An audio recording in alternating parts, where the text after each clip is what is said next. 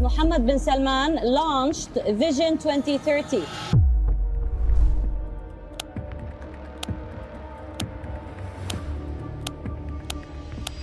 In the heart of one of Earth's harshest environments, an environmental revolution is taking shape. Saudi Arabia, a kingdom synonymous with endless sand dunes and scorching heat, has embarked on what might be the most ambitious desert greening project in human history. Picture this. NASA has released satellite images. They capture the desert's green shift, with plant life popping up everywhere, adding color to the typically arid land. Vast stretches of barren landscape transformed into lush greenery, futuristic eco-cities rising from the sand, and billions of trees taking root where once nothing grew. It sounds like science fiction, but Saudi Arabia is betting its future on making this vision reality. Saudi Arabia is planning to make a gradual transition to become a global hub of renewable energy. Not just reshaping its own landscape, but potentially offering a blueprint for how humanity might reclaim deserts worldwide in our battle against climate change. At the core of Saudi Arabia's environmental metamorphosis lies Vision 2030. Saudi Arabia's Vision 2030 plan. The initiative, which was adopted by the Arab Kingdom to diversify its economy and reduce reliance on oil production and export. Crown Prince Mohammed bin Salman's sweeping plan to diversify the economy beyond oil dependency. But what began as an economic reinvention has evolved into something far more profound, a fundamental reimagining of what's possible in desert environments. We aim to have Riyadh among the world's most sustainable cities, declared the Crown Prince in 2021, announcing the Saudi Green Initiative. This wasn't mere political rhetoric. The initiative outlined staggering goals: planting 10 billion trees across the kingdom, restoring 40 million hectares of degraded land, and generating 50% of electricity from renewables by 2030. The Green Middle East Initiative followed, expanding these ambitions regionally by proposing an additional 40 billion trees across the Middle East. These aren't incremental improvements. They represent a complete environmental paradigm shift for a nation whose identity has been inextricably linked to oil production for generations. What makes these plans particularly fascinating is their integration with Saudi Arabia's broader modernization efforts. The kingdom isn't just trying to green the desert, it's using this transformation as the centerpiece of a new national identity. Environmental sustainability has become the unexpected cornerstone of a traditionally conservative nation's leap into the future. Recent announcements have further solidified this commitment, including the establishment of 5 new nature reserves covering over 30% of the country's landmass, making Saudi Arabia a surprising leader in the 30 Qaunta 30 conservation movement aimed at protecting 30% of Earth's land and seas by 2030. The science of desert greening, transforming vast stretches of arid land into thriving ecosystems, isn't just about planting trees and hoping for the best. It requires sophisticated scientific approaches that work with, not against, the unique conditions of desert environments. Saudi Arabia is employing what scientists call assisted ecological succession, essentially accelerating natural processes that would typically take centuries. The first stage involves planting hardy pioneer species like gaff trees, acacia, and prosopis that can survive extreme heat while improving soil quality. These desert-adapted pioneers fix nitrogen in soil, create shade, and begin building the foundation for more diverse ecosystems. One groundbreaking technique being deployed is hydraulic redistribution. Special deep-rooted plants are strategically placed to pull moisture from deep underground and release it into upper soil layers at night, creating microhabitats where other plants can thrive. This mimics natural processes, but at scales and speeds nature alone couldn't achieve. Soil enhancement technologies play a crucial role as well. Scientists are developing specialized hydrogels that, when mixed with desert soil, can retain water up to 400 times their weight, dramatically reducing irrigation needs. These polymer networks effectively turn sand into water-retaining soil capable of supporting plant life. Microbial inoculation represents another frontier in this desert transformation. Researchers have identified beneficial fungi and bacteria specifically adapted to desert conditions that form symbiotic relationships with plants, dramatically improving their drought resistance and nutrient uptake ability. Saudi projects are deploying these microbial communities at unprecedented scales. Perhaps most innovative is the use of biomimicry technology inspired by nature's solutions. One example is the Sahara Forest Project technique being tested in Saudi Arabia, which uses seawater-cooled greenhouses that simultaneously grow crops while distilling fresh water from seawater. The system mimics how morning dew forms in deserts, but at industrial scale. The Neom project and the line. If Saudi Arabia's desert greening ambitions had a crown jewel, it would be Neom, a $500 billion futuristic region being built from scratch along the Red Sea coast. But Neom isn't just another mega project. It represents perhaps the most ambitious integration of urban development and environmental restoration ever attempted. At Neom's center is the line, a revolutionary 170-kilometer-long linear city designed to house 9 million people without roads, cars, or carbon emissions. Imagine a city stretching like a silver ribbon through restored desert landscapes powered entirely by renewable energy, with all daily necessities accessible within a 5-minute walk. The design literally turns the concept of urban sprawl on its head by building vertically in 2 parallel 500-meter-high structures with mirrored facades. What makes the line particularly relevant to desert greening is its fundamental design principle, nature preservation. Unlike traditional cities that clear natural landscapes for development, the line will occupy just 5% of the land area of a conventional city with the same population. The remaining 95% is being preserved or restored to natural desert and mountain ecosystems. Neom's planners aren't stopping at preservation. They're actively working to enhance biodiversity through what they call nature-positive development. This includes creating wildlife corridors, establishing extensive protected areas, and developing regenerative agriculture zones that produce food while restoring degraded land. Water innovation forms another critical component of Neom's environmental strategy. The project will be home to the world's largest green hydrogen plant, producing hydrogen fuel through electrolysis powered by renewable energy. This facility won't just provide clean energy, it will produce abundant fresh water as a byproduct, much of which will support the region's greening efforts. Massive tree planting campaigns.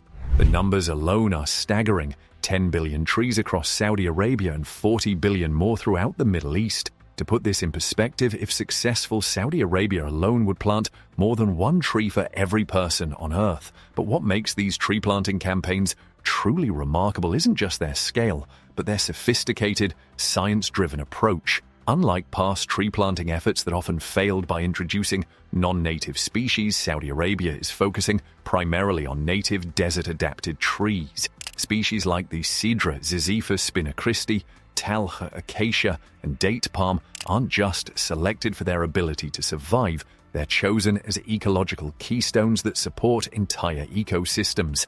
A single mature cedra tree, for example, can support over 40 insect species while providing critical shade and stabilizing soil. The kingdom has established over 30 massive nurseries across different climate zones, each cultivating millions of seedlings specifically adapted to local conditions. These aren't just growing facilities, they're living laboratories where scientists continuously improve propagation techniques and develop stronger genetic strains through selective breeding. Implementation follows what ecologists call strategic density planting, varying the concentration and species mix based on microclimate conditions, soil types, and restoration goals. In some areas, trees are densely clustered to create future forest patches. In others, they're widely spaced to establish savanna-like ecosystems that prevent soil erosion while allowing for multiple land uses. Tracking progress employs cutting-edge technology. Satellite monitoring combined with drone surveys provides real-time data on survival rates and growth patterns. Each planted area has its digital twin, a virtual model that helps managers optimize irrigation and predict ecosystem development decades into the future. The campaign has already shown promising initial results.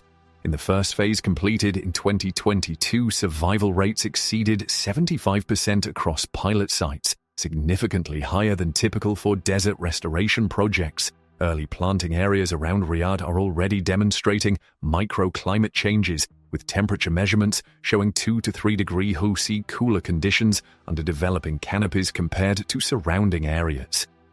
Water innovation technologies. In desert greening, water isn't just a resource, it's the ultimate limiting factor. Saudi Arabia's environmental transformation would be impossible without revolutionary approaches to water conservation, sourcing, and management that fundamentally rethink our relationship with this precious resource. The kingdom is pioneering what water experts call fit-for-purpose water systems, matching water quality precisely to its intended use. Through this approach, highly treated water is reserved for drinking, while lower-grade treated wastewater irrigates forests and landscaping. This stratified system has already reduced freshwater demand for vegetation by over 40% in pilot areas. Desalination technology remains central to Saudi Arabia's water strategy, but with an environmental twist. Next-generation plants being built along the Red Sea coast use solar thermal energy rather than fossil fuels, dramatically reducing both carbon emissions and operating costs. These facilities incorporate advanced mineral recovery systems that extract valuable materials from brine discharge, turning what was once waste into a resource while protecting marine ecosystems. Perhaps most innovative is the deployment of atmospheric water harvesting technology. These devices, resembling futuristic billboards, use specialized materials to extract moisture directly from desert air, even when humidity levels are extremely low. Networks of these units are being installed throughout greening project areas, providing supplemental water without any groundwater impact. Underground water management has been completely reimagined as well. Saudi engineers have developed smart aquifer recharge systems that capture rare flash floods in wadis, desert valleys, and direct this water into natural underground reservoirs. Sophisticated sensing networks monitor these aquifers in real time, optimizing withdrawal and storage to create sustainable water banking systems. For irrigation, microscale precision techniques deliver water directly to root zones in precisely calculated amounts. These systems incorporate soil moisture sensors and weather prediction algorithms, reducing water requirements by up to 80% compared to conventional irrigation, while improving plant health through consistent optimal soil conditions. Renewable energy integration. Saudi Arabia's desert greening initiative would be environmentally contradictory if powered by fossil fuels. That's why the kingdom is simultaneously pursuing one of the world's most ambitious renewable energy transformations, aiming to generate 50% of its electricity from renewable sources by 2030. This isn't just supporting green initiatives, it's fundamentally enabling them. Solar power forms the backbone of this strategy, leveraging Saudi Arabia's greatest natural resource after oil, abundant sunshine. The kingdom receives among the highest solar radiation levels globally, with over 3,000 hours of sunshine annually. This potential is being harnessed through massive solar farms like the 1.5 gigawatt Sudair project, currently among the world's largest single-site solar installations. What makes Saudi Arabia's approach unique is the integration of solar directly into greening projects. Newly developed agrivoltaic systems are being deployed across restoration sites, where specially designed solar panels are installed above vegetation. These panels provide partial shade that actually benefits certain desert-adapted plants while generating power that runs irrigation systems, creating a virtuous cycle of energy and water efficiency. Wind energy complements the solar strategy, particularly in coastal regions where consistent wind patterns offer reliable generation potential. The 400-megawatt Dumat Al-Jandal wind farm in the northern Al Juf region represents just the beginning of wind development, with several larger projects in planning stages. Energy storage solutions address intermittency challenges inherent in renewable sources. Saudi Arabia is investing heavily in advanced battery technologies, including grid-scale installations using both lithium-ion and emerging solid-state batteries. These systems ensure irrigation and environmental monitoring systems operate continuously regardless of generation fluctuations. Perhaps most forward-thinking is the kingdom's green hydrogen strategy. Using renewable electricity to split water molecules, Saudi Arabia aims to become the world's largest green hydrogen producer and exporter. The Neom Green Hydrogen Project alone will deploy 4 gigawatts of renewable energy dedicated to hydrogen production, not just creating clean fuel, but generating substantial fresh water as a byproduct that directly supports greening efforts. Agricultural revolution in the desert, Saudi Arabia, isn't just growing trees, it's fundamentally reimagining food production in desert environments. This agricultural transformation combines ancient wisdom with space-age technology to create farming systems that work with desert conditions rather than against them. Controlled environment agriculture forms the cornerstone of this approach. Advanced greenhouses using seawater-cooled systems create ideal growing conditions while using up to 95% less water than conventional farming. These facilities don't just control temperature, they precisely manage humidity, light spectrums, and CO2 levels to maximize production with minimal resources. The results are staggering, tomato yields reaching 80 kilograms per square meter annually, over 30 times conventional desert farming productivity. Vertical farming takes this efficiency further, particularly around urban centers.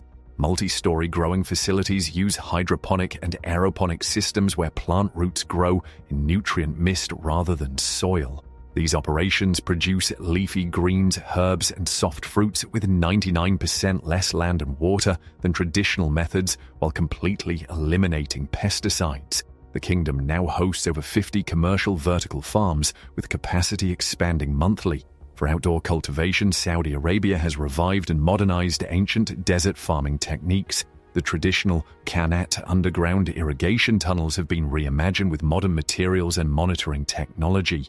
These systems direct limited water resources with exceptional efficiency while maintaining natural flow patterns that support broader ecosystem restoration.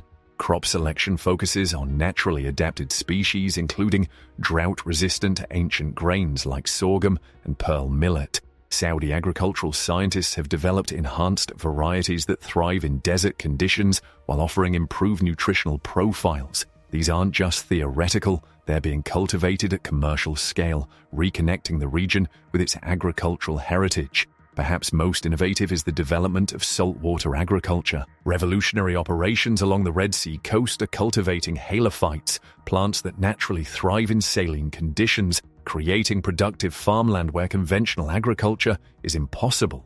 Species like Salicornia not only provide nutritious food but actually improve soil conditions over time, potentially transforming coastal desert regions. Economic impact and job creation. Saudi Arabia's desert transformation isn't just an environmental project, it's becoming a powerful economic engine reshaping the kingdom's employment landscape and economic future. As oil-based jobs gradually decline, green sectors are emerging as significant employers, creating entirely new professional pathways. The direct job creation numbers are substantial. The Saudi Green Initiative alone has generated over 100,000 positions across implementation, management, and research roles. These range from entry-level tree planting and maintenance work to highly specialized positions in fields like ecological engineering, remote sensing analysis, and environmental data science. What's particularly significant is the quality and diversity of these positions. Unlike the highly concentrated nature of oil industry employment, green jobs are geographically distributed throughout the kingdom, bringing economic opportunity to previously marginalized regions. Additionally, these roles have proven exceptionally accessible to Saudi women, with female employment in environmental sectors exceeding 35%, significantly higher than traditional industries. The economic multiplier effects extend far beyond direct employment. A robust ecosystem of supporting industries has emerged, including specialized nursery operations, irrigation equipment manufacturing, environmental monitoring technology, and ecotourism services. The government estimates that for every direct job in greening projects, approximately 1.7 additional positions are created in these adjacent sectors. Education systems are rapidly evolving to support this transition. Saudi universities have launched over 40 new degree programs in environmental sciences, sustainable agriculture, and renewable energy engineering since 2018. Technical training centers focused on green skills have been established in every major city, providing certification pathways for workers transitioning from other industries. The The long-term economic vision extends beyond immediate job creation. As restored landscapes mature, they're expected to support sustainable industries like ecotourism, botanical medicine, and specialized desert agriculture. Early pilot projects have demonstrated promising economic returns, with some restored areas already generating revenue through sustainable harvesting of native plant products and visitor experiences. Global environmental significance. The scale of Saudi Arabia's desert transformation elevates it from a national project to one of global environmental significance. If successful, these initiatives could alter planetary systems in ways that benefit humanity worldwide. Carbon sequestration represents the most immediate global impact. Desert ecosystems store surprisingly little carbon compared to their size. By transforming even portions of Saudi Arabia's vast arid landscapes into vegetated areas, significant carbon capture becomes possible. Conservative estimates suggest the Saudi Green Initiative alone could sequester over 200 million tons of carbon annually when fully implemented, equivalent to neutralizing emissions from a country like the Netherlands. The potential climate effect extends beyond carbon. Vegetation fundamentally alters the energy balance of land surfaces. Barren deserts reflect significant solar radiation back to space, high albedo, while storing little heat. Vegetated landscapes absorb more energy but utilize it in evapotranspiration, the process where plants release water vapor. This creates a cooling effect that models suggest could moderate regional temperatures by up to a degree Celsius in affected areas, potentially influencing weather patterns across the Middle East and North Africa. Biodiversity impacts may prove equally significant.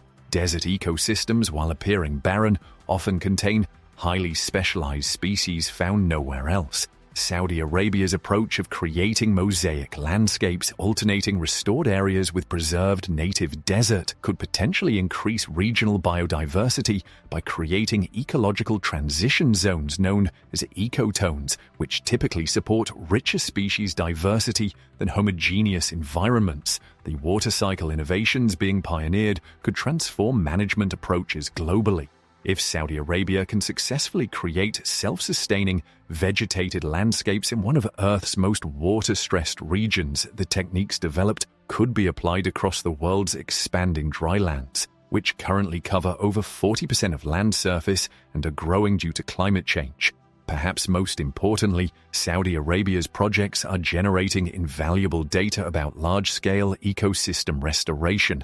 Through comprehensive monitoring and transparent sharing of results, both successes and failures, these initiatives are creating an unprecedented knowledge base about desert restoration that benefits global scientific understanding and future projects worldwide.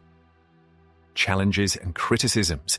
Despite its bold vision and early successes, Saudi Arabia's desert greening initiative faces substantial challenges and legitimate criticisms that cannot be overlooked in any balanced assessment. Water sustainability represents perhaps the most fundamental concern. While innovative technologies are reducing water requirements, the scale of vegetation being established still demands enormous volumes in one of Earth's most water-stressed regions. Critics argue that even with advanced conservation techniques, the current plans may overextend renewable water resources, potentially depleting ancient aquifers or creating dependency on energy-intensive desalination that could prove unsustainable long-term. Ecological purists raise concerns about intervention ethics. They question whether dramatically transforming desert ecosystem, which have their own ecological value and endemic species, represents appropriate environmental stewardship even when the goal is greening. Some ecologists argue for more limited interventions focused on restoring historically vegetated areas rather than transforming true desert landscapes. Implementation capacity presents practical challenges. The sheer scale of proposed transformations requires unprecedented coordination across government agencies, private sector partners, and communities. Early phases have already revealed bottlenecks in seedling production, technical expertise, and maintenance capacity that raise questions about whether the ambitious timelines can be met without compromising quality. Economic sustainability remains unproven. While job creation numbers are impressive, the long-term economic viability of maintaining these transformed landscapes hasn't been conclusively demonstrated. critics note that initial implementation is heavily subsidized by government funding derived from oil revenues, raising questions about financial sustainability if these revenue sources decline before new economic models are established. Some environmental experts express concern about potential unintended consequences. Large-scale ecosystem modification could alter regional water cycles, affect dust patterns that fertilize distant oceans, or introduce invasive species if not carefully managed. The limited scientific understanding of how desert systems respond to large-scale intervention creates inherent risks that cannot be fully predicted. Geopolitical skeptics question whether the initiative represents genuine environmental commitment or merely greenwashing about an attempt to improve Saudi Arabia's international image while continuing fossil fuel production. They note that while tree planting proceeds, the kingdom simultaneously pursues plans to maintain or increase oil production capacity.